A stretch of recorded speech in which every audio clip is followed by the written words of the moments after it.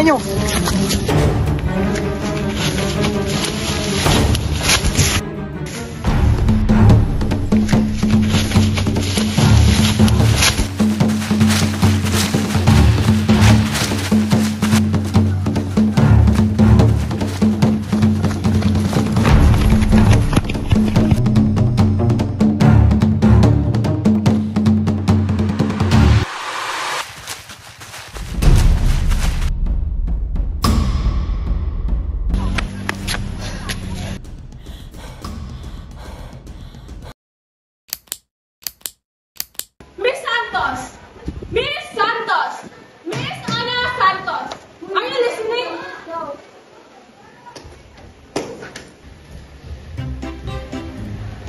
Ano nangyayari doon?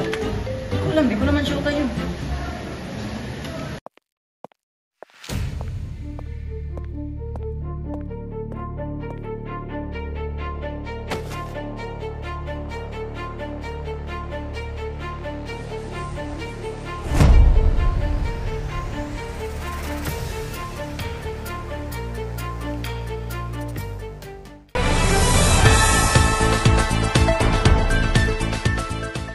Hapon. Patuloy na nababalot ng takot ang mga residente matapos ang sunod-sunod na kaso ng karumal-dumal na krimen laban sa mga kababaihan. Ilang babae na natagpuang wala ng buhay, ginahasa at pinatay. Ngunit hanggang ngayon, nananatiling blanko ang investigasyon ng kapulisan. Wala pa rin malinaw na lead, walang nakuhang fingerprint at wala rin matibay na ebidensya na magtuturo sa mga salarin. Ma'am, bilang isa sa mga residente rito, ano po ang inyong saloobin tungkol sa nangyari? Sa totoo lang, nakakatakot na talaga ang mundo ngayon. Ang daming kaso, pero hanggang ngayon, wala pa rin malinaw na sagot ang mga pulis. Papaano na kami? Baka bukas, kami na ang susunod. Kayo po ma'am, ano po ang masasabi nyo sa naging aksyon ng otoridad? Wala naman silang ginagawa. Ilang babae nang namatay pero wala pa rin nahuhuli. Ulit-ulit na lang pero puro pangako nang narinig namin.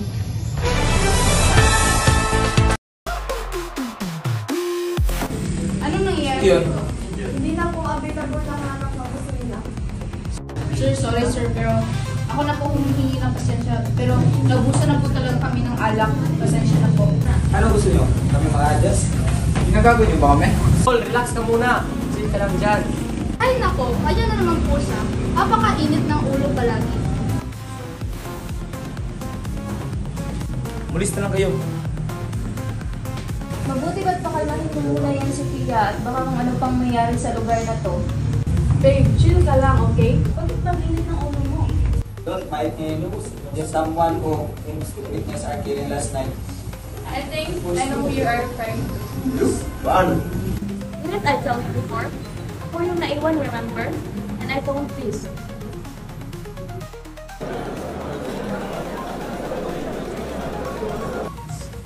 So this Anna witnessed everything? Tingin na. Miss Ana Santos. This bitch seems familiar. Oh, you're fucking right. Actually, she's my friend.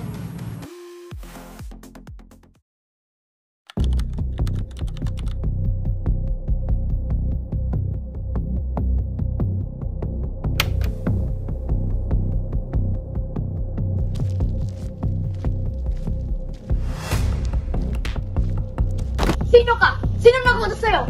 Di ko alam! Magsasalita ka, papatayin kita! Di ko alam! Ano to?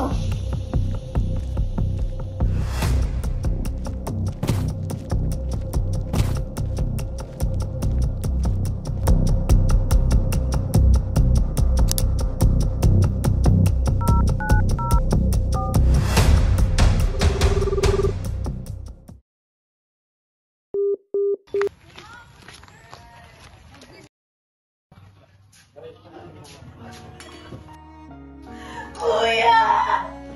Anong ginawa nila sa'yo? Kuya! Kuya! Anong ginawa nila sa'yo? Mga walang ina kayo! Papatayin ko kayo isa-isa! Kuya!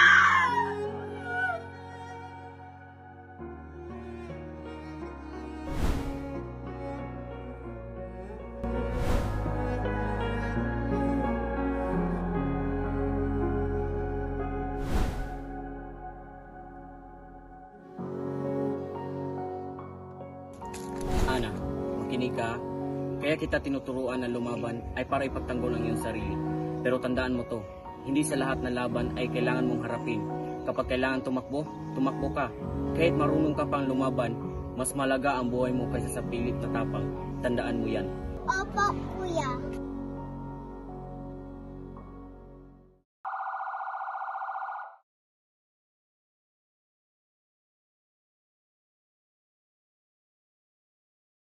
Miss Santos?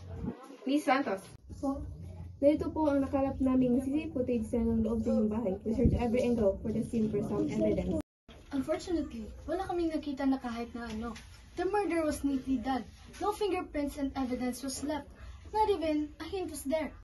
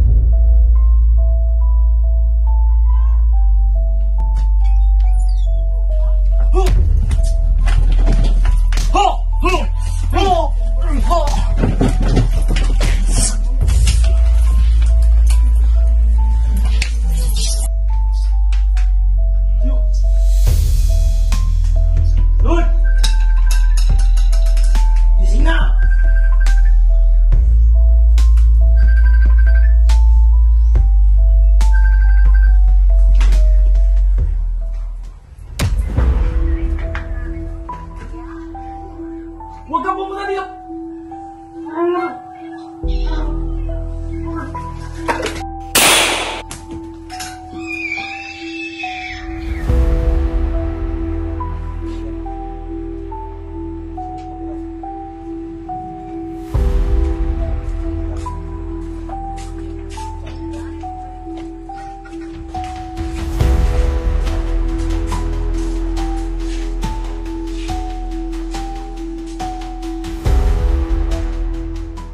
It was as if it was done by a professional killer.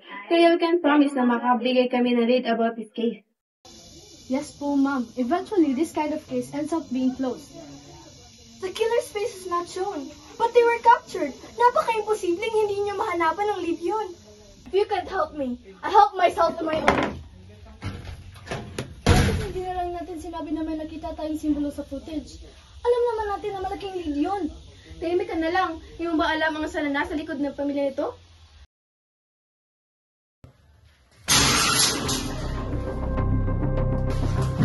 Sigurado ka ba dito siya nakatira? Sa tingin sir, saan ditong buhay yan? Wala dito!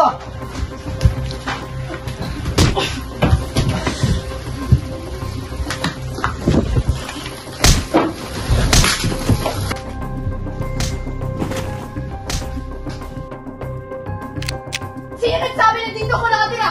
Nagsyuta ng boss namin yan. Ang pangalan Sophia. Sophia?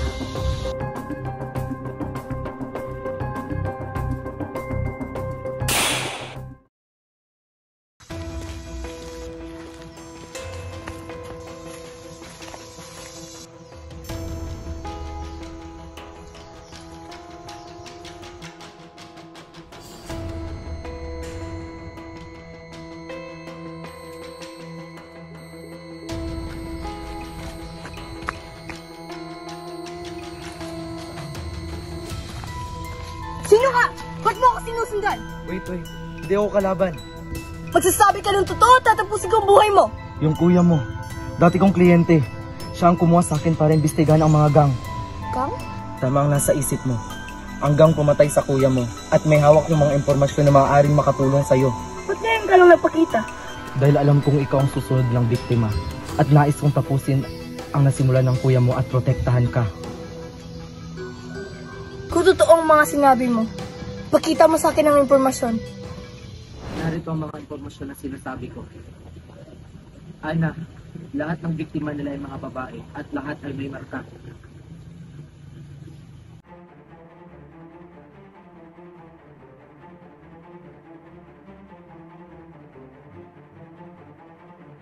Para sa kanila, laro lang ang lahat.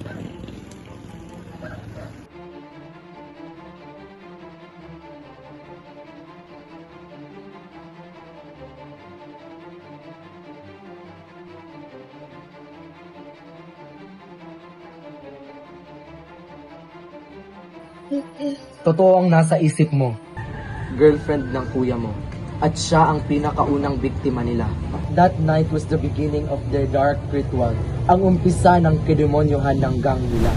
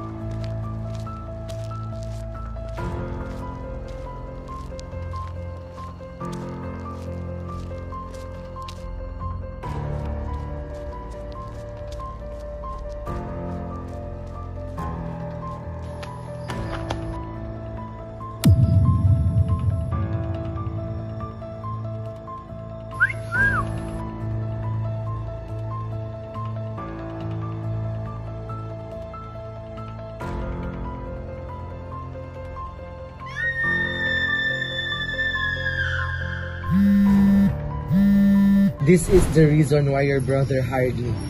Katulad mo, nais niyang gumanti.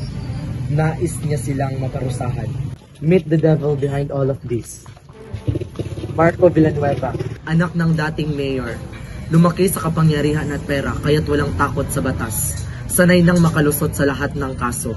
Sunod, Jeric Ramirez. Galing sa pamilyang negosyante na nagmamantol ng halos lahat ng bar at sugal dito. Sa likod ng kanilang yaman ay tinatago nila ang kalukuhan ng kanilang anak. Pangatlo, Renzo Alcantara. Galing sa angkan ng malalaking abogado. At ang huli, Darrell Montenegro. Siya ang pinuno ng gang at ang anak ng isa sa pinakapakapangyarihang politiko dito. Lahat ng kilos ng gang, siya ang utak. At ito, Sofia Cruz.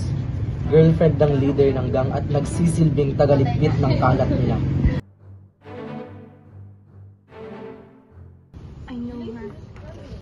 Napagkaalaman kong una silang nagkita sa bar at kalaunan ay nakasali na rin sa gang. Base sa aking pag-imbestiga, nalaman kong hindi niya alam na ang pinakaunang biktima ng gang ay ang kanyang ate. Nangako ako sa kuya mo. If something ever happens to me, protect Anna. She deserves to know the truth.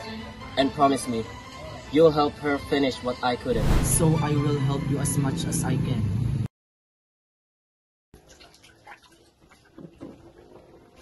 Ana, anong ginagawa mo dito? Paano mo yung nagawa sa akin? Itinuring kitang kapatid, and this was the payment for all of that? I'm sorry. Is this what you were expecting me to say? Huwag kang magpatawa, Ana. I'm not even sorry. Dahil kung hindi dahil sa kuya mo, hindi mawawala ang ate ko. At hindi ko pagsisihan na nawala ang kuya mo dahil sa akin. Ate! Why are you blaming my brother for the death of your sister? Ibang ka ba? Alam mo ba kung sinong dapat sisihin mo? Hindi yung kuya ko. Yung boyfriend mo. Yung mismong boyfriend mo na nilasan yung utak mo at pagkatao mo. Ano? Ano sinasabi mo? Habang abala ka, kakahanap sa sisisihin mo. Hindi mo alam na ang totoong may kagagawa ng pagkamatay ng ate mo ay yung boyfriend mo mismo. You are crazy, insane, and mad! You are so busy cleaning up the mess that your boyfriend made without even knowing na siya ang dahilan ng pagkamatay ng ate mo. Pinagtatakpan mo ang halimaw na siya ring dahilan ng pagkawala ng ate mo. Nagsisinungaling ka! You're fucking lying to me! Sana nga! Pero hindi! Ito ang karma mo, Sofia. Hinayaan mong lamunin ka ng galit at kasinungalingan ng pagkatao mo.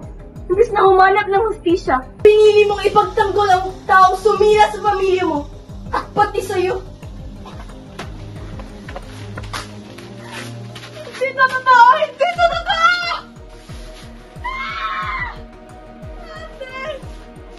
Patawarin mo ako!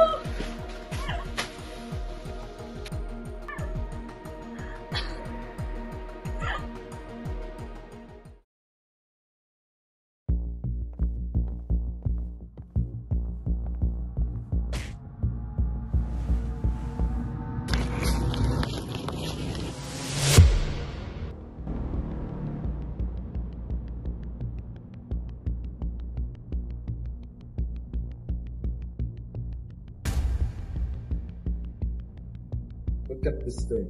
I thought you were different. Parehas ka lang pala sa mga ibang babae na biktima namin. Alam mo ba, sariwa pa rin sa aming isip, sigaw ng kuya mo. Bang! Ana.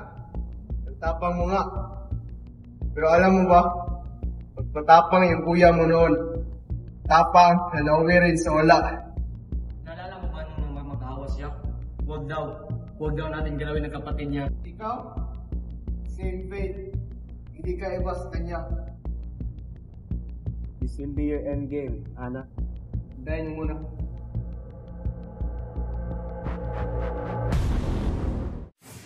Alam mo, sayang ka.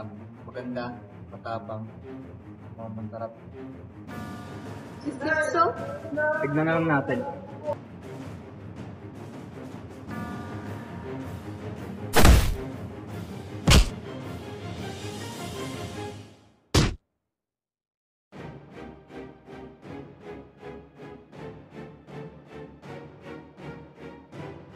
O, anong nangyari dito? Babae, anak! Don't tell me! Dito! Dito.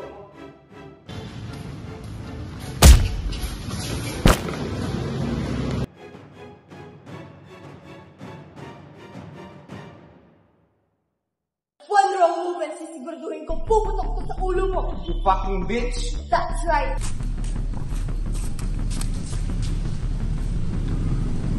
Oh, look who decided to join us. Put that down, Ana. I know you're not gonna do it. Don't make me laugh. Alam kong hindi mo kaya. Sigurado ka ba? Utangin na mo! You don't know what I'm capable of. Kung papatayin mo ako, magigagaya mo kami. No, I'll be worse. So, kaya mo ako? You're just lucky to have a gun. Are you happy now? Isang babae lang papatay sa akin? You think you're stronger than me? You're wrong. There's actually two.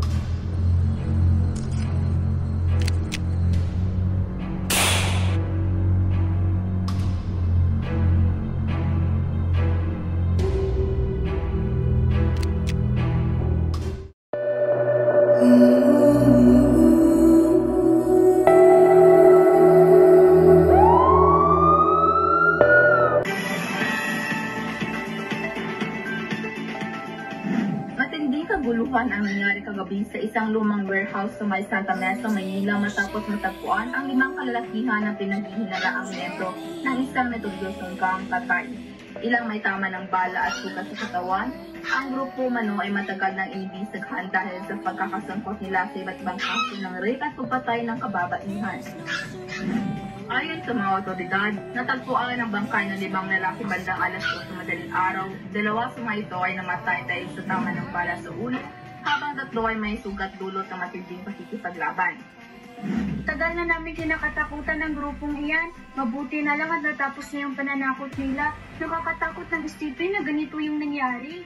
Dami nilang sinirang buhay. Nung pinsan ko, isa sa mga naging biktima nila. Siguro ito na ang hustisya na para sa kanya. Kung hindi sila nadali kagabi, malamang may bago naman silang bibiktimahin. Hindi sila dapat kaawaan, karapat dapat lang nangyari sa kanila. Pero paano nangyari yun? May narinig lang kami putok, tapos pinamagahan ito na. May nagsasabing may babae raw na kalaban nila, pero hindi ko alam po. Totoo yun. Buti na lang at nangyari yun para mabawasan ang mga krimen dito. Sa totoo lang po, nakababahala na ang mga pangyayari. Araw-araw na lang may bagong balita. Pero bakit walang malinaw na solusyon?